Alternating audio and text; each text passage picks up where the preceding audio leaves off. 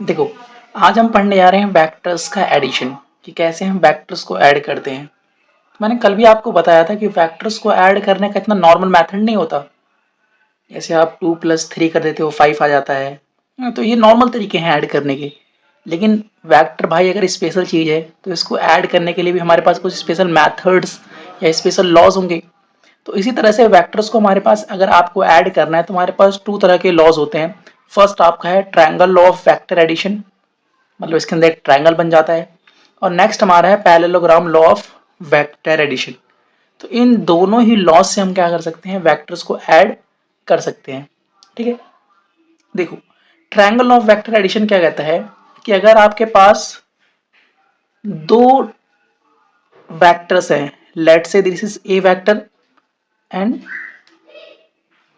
This is B vector. ठीक है, अगर हमारे पास दो वेक्टर्स हैं A vector and B vector, then the third vector will represent the sum of these two vectors।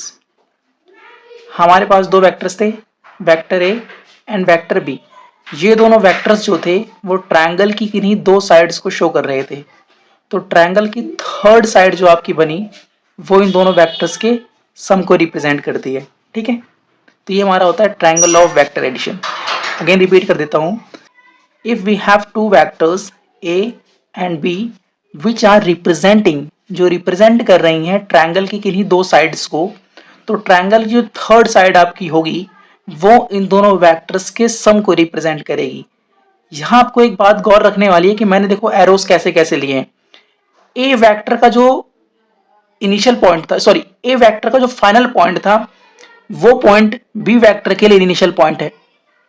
बात याद रखना, कुछ देखो इस तरह से मूव कर रहा है, ये इस तरह से ए वेक्टर का जो फाइनल पॉइंट है वो वी वेक्टर के लिए इनिशियल पॉइंट है। तो ऐसे ऐसे जाना है आपको, तो जो इन दोनों का सम होगा वो ऐसे होगा। ठीक है, तो ये हमारा होता है triangle law of vector addition. ठीक है, अब नेक्स्ट हमारा जो होता है वो हमारा होता है parallelogram law of vector addition, जो ये कहता है कि अगर आपके पास दो एडजेसेंट साइड्स हैं पैरेललोग्राम की, जैसे मान लो हमारे पास ये दोनों साइड्स हमारे क्या है, पैरेललोग्राम की एडजेसेंट साइड्स हैं, तो इन दोनों वेक्टर्स का जो सम होगा, वो इस पैरेललोग्राम के डायगोनल से रिप्रेजेंट होगा। मैं बता देता हूं,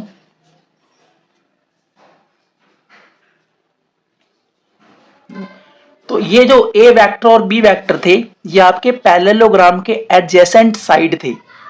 तो अगर ए वेक्टर और बी वेक्टर पैरेललोग्राम के एडजेसेंट साइड्स हैं तो इन वेक्टर्स का सम या इन वेक्टर्स का जो रिजल्टेंट वेक्टर होगा वो इस पैरेललोग्राम के डायगोनल से रिप्रेजेंट होगा। So this is A vector plus B vector, ये आपको याद रखना है, समझना है।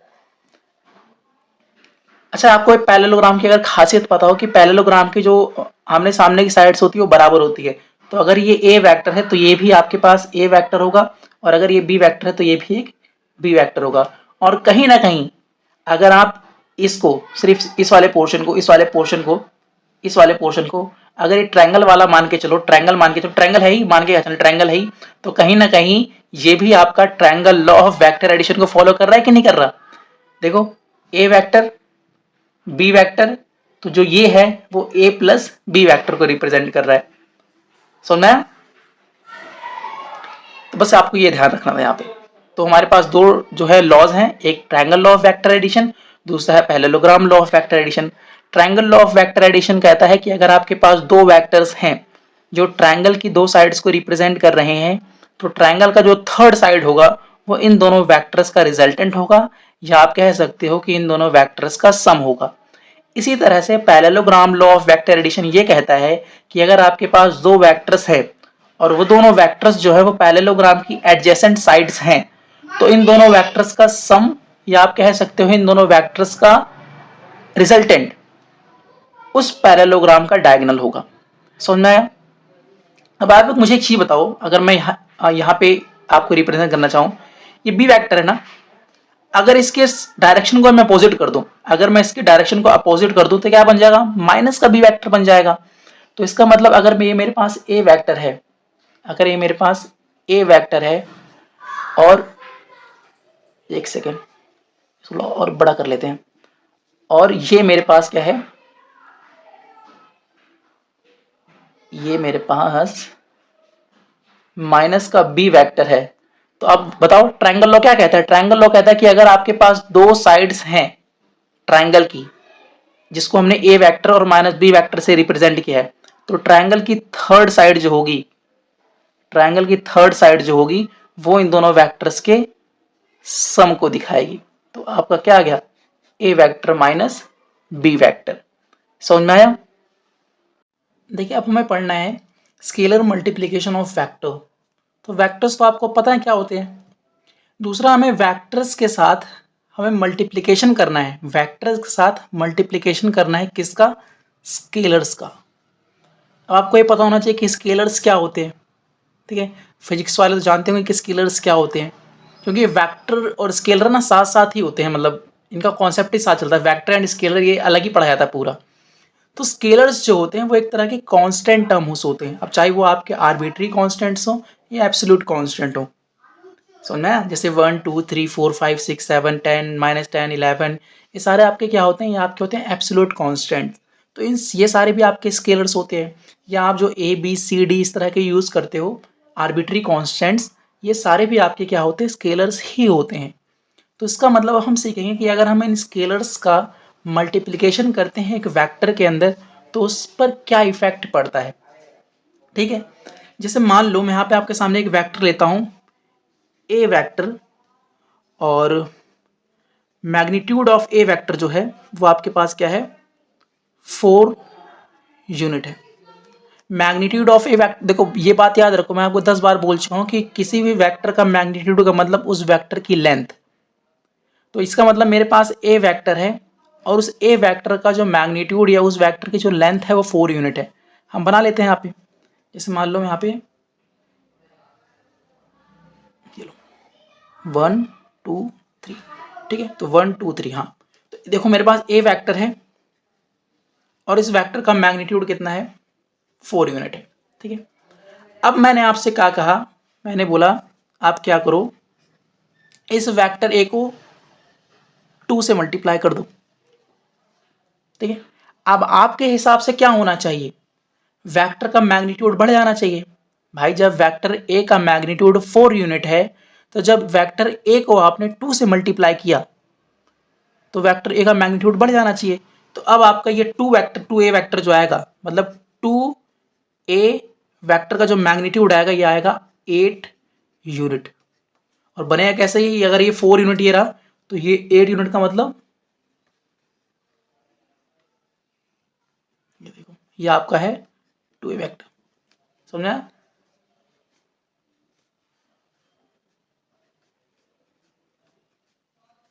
ये आ गया 8। थर्ड, अगर मैं आपसे कहूं कि ए वेक्टर को आप हाफ से मल्टीप्लाई कर दो, हाफ ऑफ ए वेक्टर, तो जहां ए वेक्टर का मैग्नीट्यूड 4 यूनिट था तो हाफ ए करने पे क्या आएगा, हाफ ऑफ ए वेक्टर करने पे क्या आएगा, ये 4 यूनिट था, तो हाफ ए करने पे क्या आएगा, वेक्टर छोटा हो जाएगा। समझ में आया? नेक्स्ट फोर्थ, मैं आपसे कहूं कि वेक्टर ए को आप मल्टीप्लाई कर दो माइनस हाफ से, वेक्टर को किससे मल्टीप्लाई कर दो, माइनस हाफ से। अब इसके अंदर आप मल्टीप्लाई तो कर रहे हो वेक्टर के अंदर एक स्केलर, लेकिन नेगेटिव स्केलर से मल्टीप्लाई कर रहे हो, तो वेक्टर ए की अब डायरेक्शन भी चेंज हो जाएगी। तो वेक्टर ए इस तरफ था, अब वेक्टर ए इस तरफ हो जाएगा। और दूसरी बात, वेक्टर ए का मैग्नीट्यूड जो 4 था अब वो हाफ हो जाएगा, मतलब इसकी लेंथ हाफ हो जाएगी। समझ रहे हो? ये आपका हो गया 2 ए वेक्टर। तो देखो डायरेक्शन भी चेंज हो गई और मैग्नीट्यूड भी हाफ हो गया। समझ में आया? अब देखो आपकी बुक में एक बहुत इंपॉर्टेंट एक फॉर्मूला लिखा हुआ है। फॉर्मूला क्या लिखा हुआ है कि अगर आप किसी वेक्टर ए को लैम्डा से मल्टीप्लाई करते हो और उसके बाद उसका मैग्नीट्यूड निकालते हो, ठीक है, तो उसका जो वैल्यू आएगी वो लैम्डा का मैग्नीट्यूड और ए वेक्टर का मैग्नीट्यूड के बराबर हो गया। समझ में आया? नहीं समझा मैं समझाता हूँ। फिर वही बात बोलूंगा, किसी किसी वेक्टर का जो मैग्नीट्यूड होता है वो उसके वेक्टर की लेंथ को रिप्रेजेंट करता है। मैग्नीट्यूड याद रख लो, मैग्नीट्यूड का मतलब length of vector, length of vector, ठीक है। मैग्नीट्यूड का मतलब लेंथ ऑफ वेक्टर। अब आप देखो, हमारे पास ए वेक्टर था, ए वेक्टर को जब हमने 2 से मल्टीप्लाई किया तो इसका मैग्नीट्यूड 8 हो गया।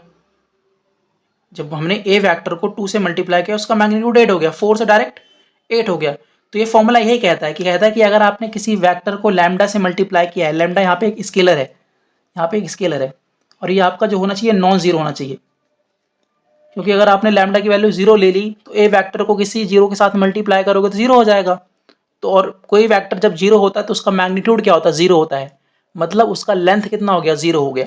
तो इसलिए भाई लैम्डा जो है वो जीरो से बचा के रखना। पता लगे लैम्डा आपने जीरो रख दिया, वेक्टर आपका जीरो हो गया, वेक्टर जीरो हो गया तो मैग्नीट्यूड की बात ही नहीं करेंगे। तो इसलिए जो हमारा लैम्डा है वो नॉन जीरो है। अब मैंने क्या किया, वेक्टर ए को मान लो मैंने लैम्डा से मल्टीप्लाई किया, जैसे मैंने यहाँ पे वेक्टर ए को 2 से मल्टीप्लाई किया था। अब मुझे इसका मैग्नीट्यूड निकालना है। वैसे तो हमने निकाल लिया है कि जब हम वेक्टर ए को 2 से मल्टीप्लाई करेंगे तो हमारा मैग्नीट्यूड 8 यूनिट आ जाएगा, लेकिन इस फॉर्मूले से भी तो 8 यूनिट आना चाहिए, हाँ या ना? निकाल के देखते हैं। तो ये फॉर्मूला क्या कहता है? लैम्डा का मैग्नीट्यूड फिर ए का मैग्नीट्यूड, तो 2 और मैग्नीट्यूड ऑफ ए वेक्टर, तो 2 का मॉड तो 2 ही आएगा। ए का मैग्नीट्यूड, ए वेक्टर का मैग्नीट्यूड कितना था? 4, तो कितना आ गया? आया कि नहीं आया? तो ये फॉर्मूला बड़े काम का है, ठीक है। ये तो दूसरा वाला करके देख लेते हैं। जब हमने वेक्टर ए को हाफ से मल्टीप्लाई किया तो वैसे तो हमने डायरेक्ट निकाल लिया था, ए वेक्टर का मैग्नीट्यूड अगर 4 है तो जैसे हमने इसको हाफ से मल्टीप्लाई किया तो मेरा छोटा हो गया, मतलब ये 4 यूनिट था तो इसका कितना आ गया? 2 यूनिट रह गया। लेकिन इस फॉर्मूले से वेरीफाई करके देखते हैं, तो ये क्या आएगा? हाफ ए वेक्टर, हाफ का तो मॉड हाफ ही रहेगा, और ए वेक्टर का मैग्नीट्यूड था 4, तो कितना आ गया? 2 यूनिट आ गया। तीसरा भी देख लो, कहाँ गया? हाँ, जब वेक्टर ए को हमने -12 से मल्टीप्लाई किया था, ठीक है, तो उसका मैग्नीट्यूड कितना? देखो मैग्नीट्यूड, मैं डायरेक्शन की बात नहीं कर रहा, मैं मैग्नीट्यूड की बात कर रहा हूँ। तो जब वेक्टर ए को चाहे आप हाफ से मल्टीप्लाई करो चाहे आप -12 से मल्टीप्लाई करो, लेंथ तो उसकी आधी ही हो जाएगी ना। यहाँ पे भी 2 यूनिट हो गई, यहाँ पे भी इसका 2 यूनिट आ जाएगा। लेकिन फॉर्मूले से निकाल के देखते हैं, तो -12 ए वेक्टर, इसका मतलब -12 का मॉड और ए वेक्टर का मैग्नीट्यूड, तो -12 का हो जाएगा हाफ, ए वेक्टर का मैग्नीट्यूड था 4, तो कितना हो गया? 2 यूनिट हो गया। तो देखो, तो ए वेक्टर का मैग्नीट्यूड 4 था और इसका 2 हो गया, ठीक है। तो ये आपको पता है, फॉर्मूला याद रखना है। देखिए नेक्स्ट जो हम पढ़ने जा रहे हैं वो पढ़ने जा रहे हैं यूनिट वेक्टर, ठीक है। तो ये फर्स्ट वीडियो के अंदर ही मैंने आपको क्लैरिफाई कर दिया था कि एक वेक्टर को अगर आपको यूनिट वेक्टर कहना है, याद रखो, किसी वेक्टर को अगर आपको यूनिट वेक्टर कहना है तो आप तभी कह सकते हो अगर उसका मैग्नीट्यूड 1 हो, मतलब उसके लेंथ जो हो 1 यूनिट हो, ठीक है। तो a vector is said to be unit vector if its magnitude is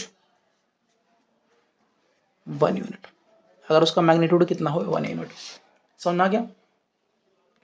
अब दिक्कत क्या है, कई बार आपके सामने क्वेश्चंस कैसे आएंगे कि आपको एक वेक्टर दे दिया जाएगा, ठीक है, आपको एक वेक्टर दे दिया जाएगा और बोला जाएगा कि इस वेक्टर को आप यूनिट वेक्टर के अंदर कन्वर्ट करिए।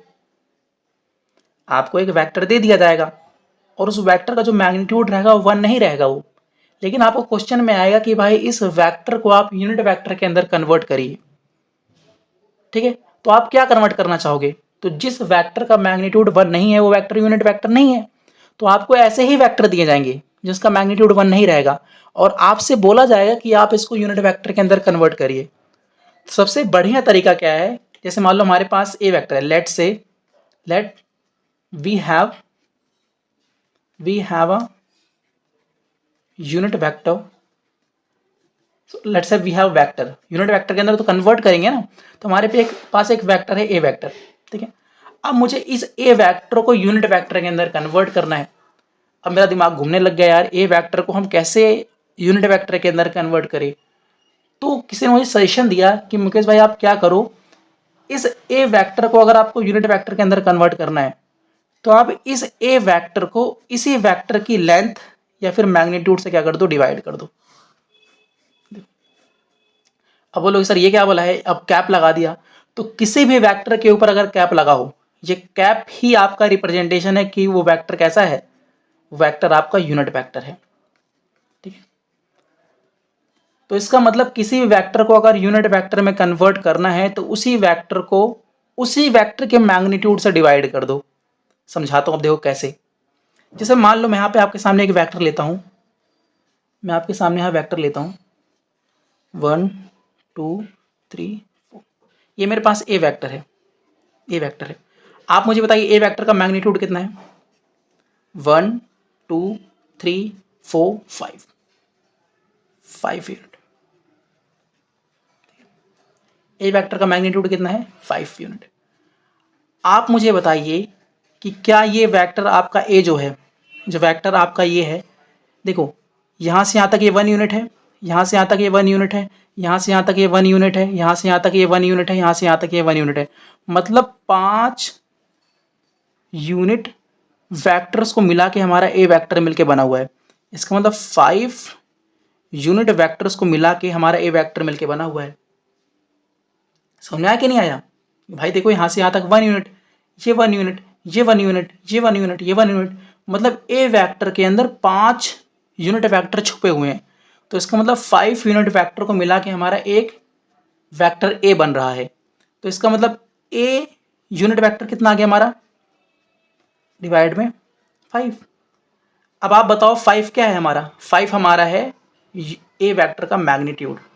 तो इसका मतलब इसको मैं ऐसे भी लिख सकता हूं ना कि A vector is equal to, sorry unit vector is equal to magnitude of A vector. तो ये फॉर्मूला है कि नहीं, जो मैंने बताया अभी हो। तो इसका मतलब किसी भी वेक्टर को अगर आपको यूनिट वेक्टर के अंदर कन्वर्ट करना है तो उस वेक्टर को उसी वेक्टर के मैग्नीट्यूड से डिवाइड कर दो। ये एक्सप्लेनेशन है, ये एक्सप्लेनेशन है कैसे आपका ये फॉर्मूला कहां से आया। ठीक है,